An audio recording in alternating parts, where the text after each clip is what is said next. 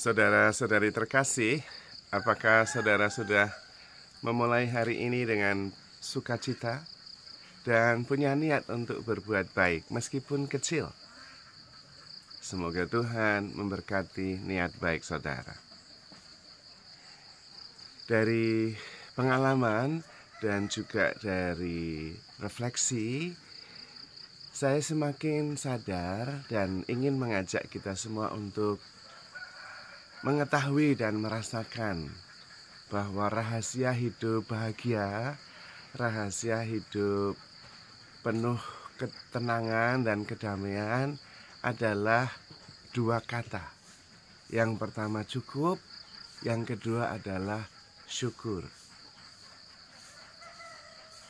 Ketika kita bisa sadar bahwa kita sudah cukup, kemudian bersyukur, maka sudah, hidup akan diwarnai oleh kedamaian dan sukacita. Rasa cukup sebetulnya yang paling masuk akal, rasa cukup juga yang paling bisa diterima.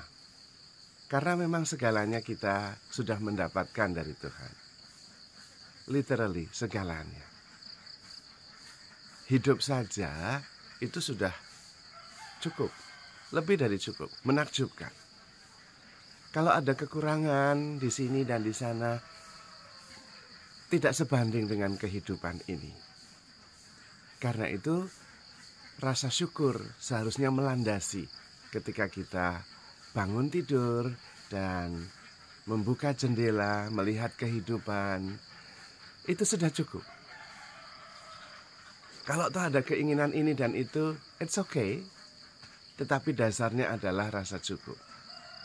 Lebih bagus lagi ketika bangun dan kemudian bersyukur, merasa cukup, dan punya niat sepanjang hari untuk melakukan segalanya atas dasar rasa syukur itu. Apapun itu, apapun itu. Mengapa seringkali kita kemudian tidak bahagia atau merasa berkekurangan? Sebetulnya karena kita kurang menyadari bahwa persoalan dan apa yang kita rasa kurang itu tidak sebanding dengan anugerah kehidupan yang diberikan kepada kita. Hidup dan sehat itu sudah cukup.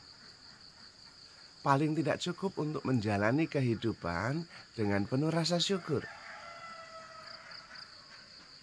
Kalau ada kekurangan ini, Romo, ada kekurangan itu, it's okay. Kekurangan akan selalu ada, tetapi dibandingkan dengan kehidupan dan kesehatan, kekurangan itu menjadi tidak relevan. Kalau ada persoalan yang begitu rumit, Romo, persoalan yang begitu rumit itu justru karena merasa belum cukup, karena kurang bersyukur, maka kemudian mengalami persoalan begitu hebat. Ketika kita mengalami persoalan yang begitu berat dan kemudian seperti membelenggu kita, coba hening sejenak dan kemudian sadar. Persoalan apapun itu, selama saya masih bisa menghadapinya, diberi kesempatan untuk mencari solusi, itu sudah cukup. Karena kemudian persoalan-persoalan itu sebetulnya bisa juga untuk sementara diletakkan dulu. Dan kemudian duduk hening, mensyukuri anugerah kehidupan dan kesehatan dan banyak hal yang lain. Dan kemudian justru dengan meletakkan kesulitan besar itu dalam konteks rasa syukur dan kecukupan atas hidup dan kesehatan, justru bisa memandang kesulitan itu menjadi persoalan dari sudut pandang yang lebih jernih. Dan kemudian kita bisa menemukan solusinya. Karena seringkali persoalan itu tidak relevan. Kalau kita sakit, kalau kita kemudian akhirnya tidak bisa menghadapinya karena kita kemudian depresi, tentu menjadi lebih baik meninggalkan semuanya dan memilih kehidupan dan kesehatan. Kalau dalam firman Tuhan dikatakan, apa gunanya kita mendapatkan seluruh dunia kalau kehilangan nyawa?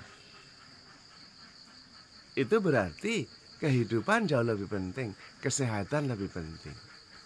Hanya memang kehidupan dan kesehatan itu seringkali kita kurang menyadarinya. Take it for granted.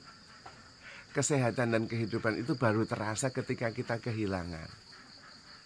Padahal semua persoalan lain menjadi tidak relevan ketika kita menyadari bahwa hidup dan kesehatan sudah cukup.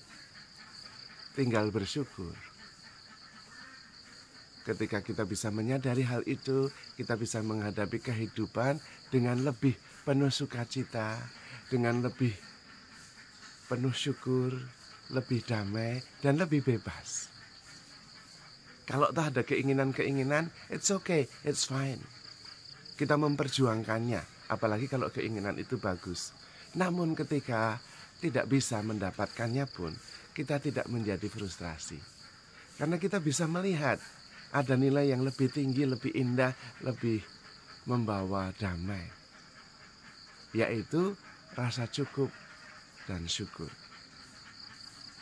Apapun yang Anda hadapi, ketika Anda menghadapinya dengan rasa cukup dan syukur, Anda bisa menyelesaikannya.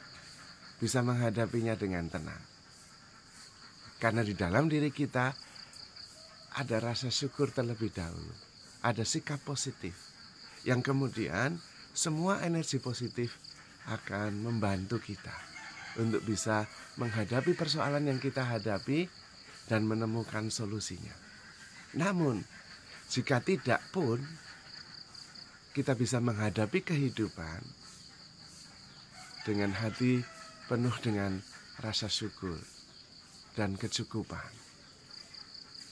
Dan itu adalah sebuah awal yang baik. Karena kemudian kita menghadapi kehidupan dari hari ke hari dengan sikap yang positif. Kalau sudut pandangnya positif, sikap kita positif, hidup menjadi lebih menakjubkan.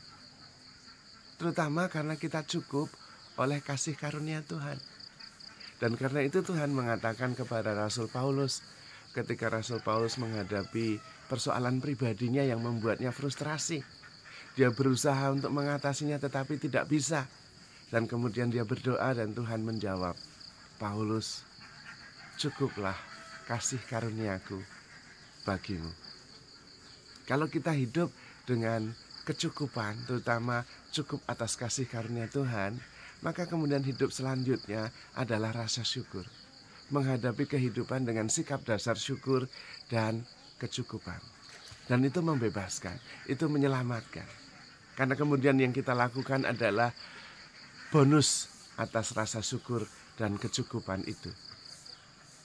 Dan kehidupan kita menjadi sangat positif. Membahagiakan, membawa harapan, dan membawa sukacita.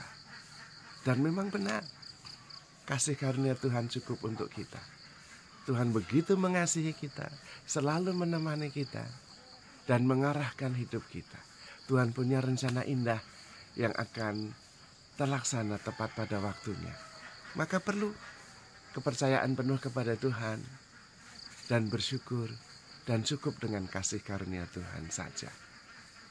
Maka saudara-saudari terkasih, handle yourself with care, because you are loved.